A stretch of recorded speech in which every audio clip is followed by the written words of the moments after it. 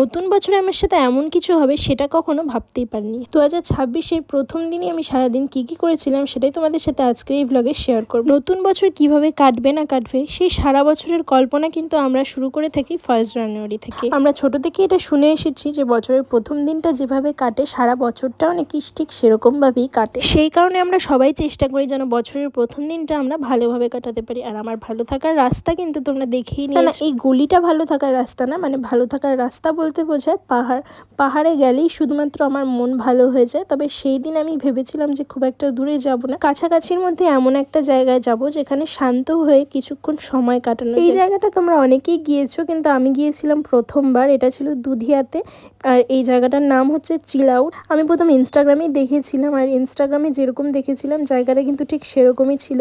খুবই সুন্দর আর পিসফুল ছিল, আর অ্যাম্বিয়েন্সের সাথে সাথে কিন্তু খাবার দাবারও খুবই টেস্টি ছিল, খুবই ভালো ছিল। স্টার্টারে আমরা অনেক কিছু নিয়েছিলাম, কি নিয়েছি নামগুলো আমার ঠিক মনে নেই, কিন্তু প্রত্যেকটা খাবারই খুবই টেস্টি ছিল।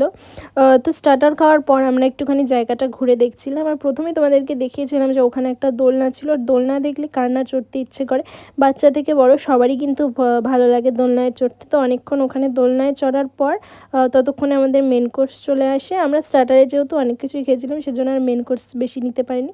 তো চলো আজকের ব্লগটাকে এখানে এন্ড করছি, টাটা।